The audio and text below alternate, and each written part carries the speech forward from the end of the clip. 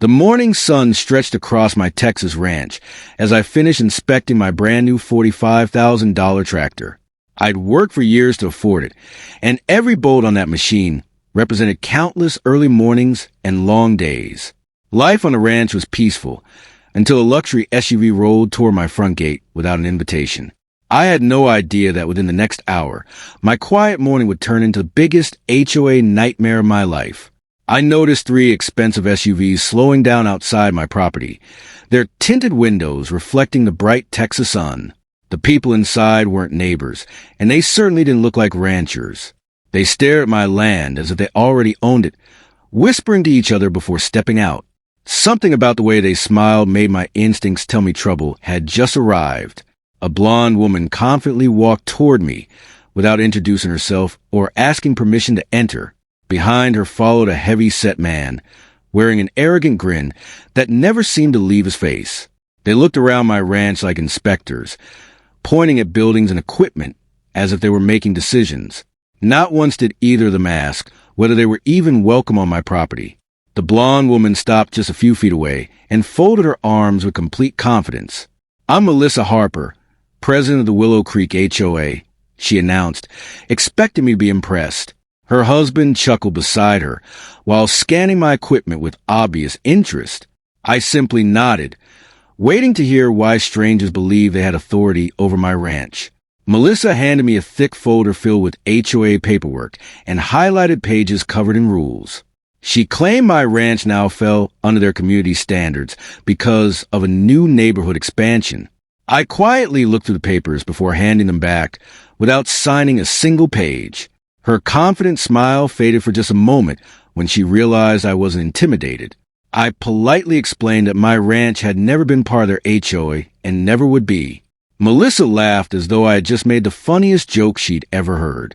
Her husband leaned closer and confidently told me everyone eventually obeyed their association. The conversation had shifted from friendly introductions to quiet threats in only a few minutes. As I turned to continue my work, Richard slowly walked around my tractor with far too much curiosity. He touched the polished body panels and inspected the controls without asking permission. Melissa didn't stop him. Instead, she watched with an amused smile on her face. At that moment, I realized they weren't interested in conversation anymore. Richard suddenly climbed onto the driver's seat, as if the tractor already belonged to him. I immediately told him to get off before someone got hurt or damaged the equipment. Instead of listening, he laughed and rested one hand on the steering wheel. Melissa crossed her arms and acted as though his behavior was completely normal. The tractor's powerful engine roared to life, breaking the quiet silence across the ranch. Richard looked down at me with a smug grin before placing the machine into gear. Melissa simply smiled as if they expected me to panic and begged him to stop. I didn't move an inch because I already had a very different plan.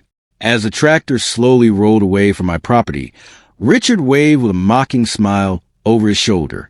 Melissa proudly declared that the HOA would be holding the equipment until I learned to cooperate.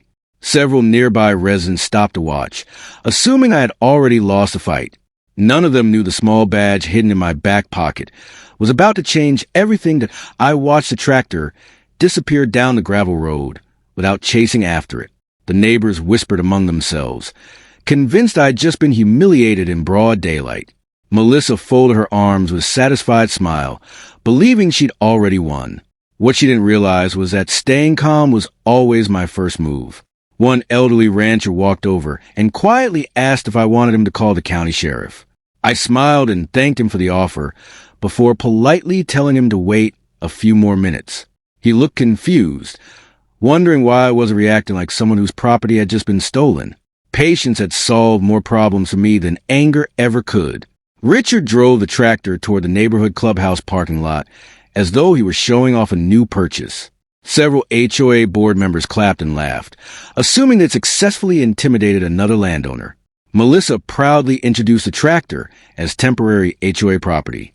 Their celebration had begun far too early. Back at my ranch, I slowly reached into my back pocket and pulled out a polished gold sheriff's badge. The metal reflected the sunlight as I clipped it onto my belt with practiced confidence. No dramatic speech, no anger, and no threats. Just a quiet reminder that some people should learn who they're dealing with before crossing the line. I stepped into my pickup truck and calmly radioed County Dispatch while driving toward town. My voice stayed steady as I reported the unauthorized use of expensive farm equipment. Dispatch immediately recognized my badge number and acknowledged the report. Within seconds, the situation became much more serious than the HOA expected. Across town, Richard continued posing for photos beside the tractor, while HOA members applauded. Melissa laughed as neighbors congratulated her for standing up to another rule breaker. None of them noticed the Sheriff's Patrol SUV quietly entering the parking lot. Their celebration was about to end much sooner than expected. The first deputy stepped out and politely asked who owned the tractor parked in front of the clubhouse. Richard confidently raised his hand and claimed it had been taken under HOA authority. The deputy remained expressionless while writing down every single word. Several board members suddenly stopped smiling. The deputy calmly asked Richard if he had written permission from the tractor's legal owner. Richard's confident smile faded just a little before he glanced toward Melissa. She quickly interrupted, insisting HOA rules gave them complete authority. The deputy simply nodded and continued taking notes without saying another word. A second patrol vehicle pulled into the parking lot, followed closely by another deputy. The growing police presence made several HOA members quietly step away from the tractor. Melissa still refused to believe anything was wrong. She was certain the law would support her decisions. Just then, my pickup rolled into the parking lot, and every deputy immediately turned toward me. Without hesitation, they stood at attention and respectfully greeted me as Sheriff Carter. Richard's smirk disappeared in an instant, while Melissa's face turned completely pale. For the very first time that day, the HOA realized they had picked the wrong ranch owner.